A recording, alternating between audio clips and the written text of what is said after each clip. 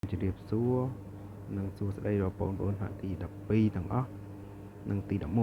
11ទី11គឺសម្រាប់ចុងឆ្នាំថ្ងៃនេះយើងកណនី limit មួយគេដាក់ថា a ស្មើនឹង limit x ខិត7នៃ x ការ៉េដក9លើ 2x ដក6អញ្ចឹងដើម្បីកណនី limit ជាទូទៅយើងត្រូវតែចំនួនតម្លៃ x ចូលដើម្បីរកថាតើវាចូលរៀងមួយកំណត់ឬក៏មិនចូលរៀងមួយកំណត់ចឹងយើងចំនួន x ស្មើ3ចូលទៅ3ការ៉េវាស្មើនឹង9 9ដល់9បាទអញ្ចឹងឃើញ0ភាគបែងយើងចំនួន3ចូលដែរទៅ3 2ដង6 6ដល់6ក៏0ដែរអញ្ចឹងមានន័យថាវាចូលរៀងមិនកំណត់0លើ0អញ្ចឹងយើងឃើញថាភាគយកនៅត្រង់កន្លែងនេះយើងត្រូវបាទជំហានដំបូងគឺយើងត្រូវដាក់វាជាផលគុណកតា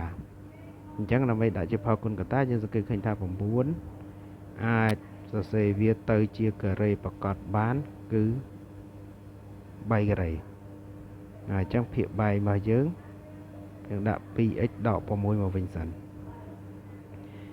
បន្តមកទៀតកន្លែងនេះគឺយើងអាចប្រើរូបមន្តបាទកន្លែងនេះយើងអាចប្រើរូបមន្ត a ការ៉េដក b ការ៉េអញ្ចឹងស្មើa ដក b បាទកតា a បូក b តោះអញ្ចឹងយើងចាប់ផ្ដើមដាក់វាជាផលគុណកតាមកអញ្ចឹង limit x ខិត7 3កន្លែងនេះបាន x ដក3កតាអីទៀត x បូក3ភាគបែងអញ្ចឹងយើងដឹងហើយបើសិនជាតម្លៃ x របស់យើងនឹងខិត73អញ្ចឹងមានន័យថាភាគយកនិងភាគបែងមានកតារួមរបស់វាគឺអីកតារួមរបស់វាគឺ x ដក 3អញ្ចឹង a2 នេះយើងចាប់អីចេញដើម្បីឲ្យឃើញ x ដក3អញ្ចឹងយើងត្រូវចាប់2ចេញអញ្ចឹង x ដកអានេះចាប់3ចាប់2ចេញមកគឺសល់3បន្ទាប់មកយើងអាចសម្រួលបានហើយ